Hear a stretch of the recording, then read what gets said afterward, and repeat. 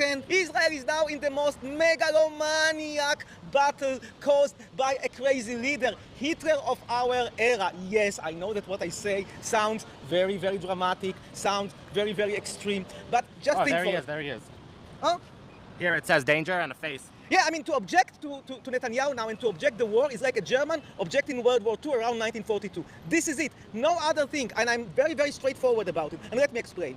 What was missing to Germany, let's say, in 1939? It was at its prime, the best pristine situation. They had peace. They had land that they acquired. They had high standard of living. They had the Beetle car that to this day still drive. Nothing was missing. But Hitler was bored because peace bored Hitler. And so the same is going also with our Netanyahu. Peace bores him. I mean, we have been now in a war that lasted almost 2 years, an unnecessary war that could have lasted a week and a half, and then YAHUD1 with Hamas. But no, he wants war, and I will explain to you in a moment why he wants war. So when the war eventually, when Hamas deteriorates and melts, what he's doing is now another new war vis-a-vis Iran. What will happen when he finishes with Iran? Of course, he will go against Turkey, against Pakistan, because this guy is going to give us a vision of endless war. And now it is our duty to object to him and our duty to raise world awareness against him and to say, hey world, there is a crazy lunatic in town called Israel, and this crazy lunatic must be stopped. Otherwise, it will create a chaos all over.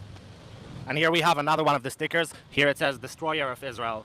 So as you can see, he's getting compliments all over Tel Aviv. But for ever since I've been born, pretty much, he keeps getting voted and voted and voted on again. We are now in a state of almost world war. And why? Why on earth do we need it? Since I was a child in the 80s, I hear that Iran is so close to having nuclear weapon, and it is so dangerous. And nothing happened, nothing new. All of a sudden, a war, a preemptive war. And then you wonder why Iran is shooting back. Sorry, if I were Iran, I would shoot back. What do you expect? To bomb them and not to get anything in return? To get back baklava and halva? What do you expect the Iranians to do? And let me tell you something more.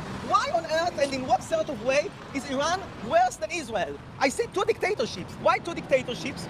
Because in Iran, can you demonstrate against the war? No. In Israel, can you demonstrate against the war? The answer is also no. We wanted to shoot yesterday a small demonstration against the war. What happened? Only four people came to demonstrate, and they were dismantled by the police because, according to the police, it was an illegal and dangerous crowd.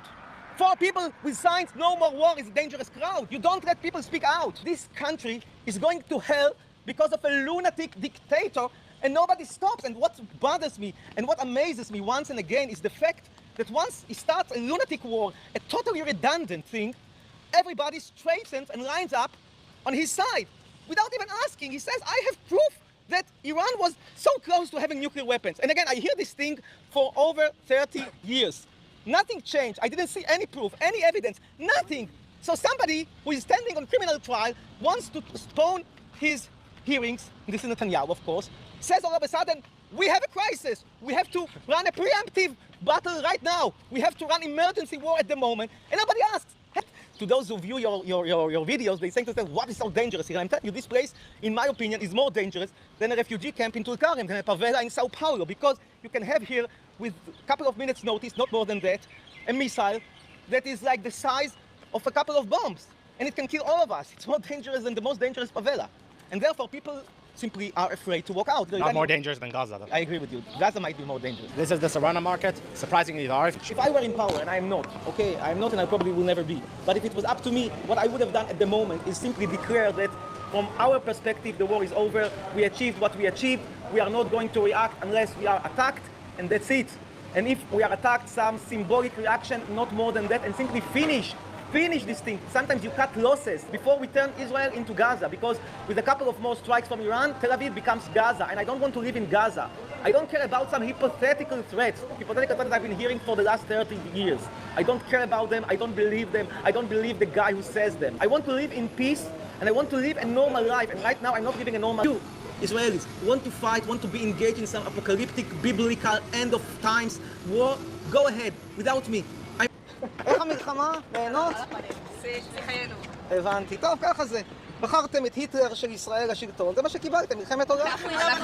אני יודע, אבל זה מה שגם אמר הגרמני מהמבורג ב-1937. חושבים שכל השמאלניות עם שערות בה בצ'כי. אתה רוצה לראות שיש גם שמאלניות יפות? כן. יש גם... אלה בנות ישראל שלנו, שאנחנו גאים בהם. This just in.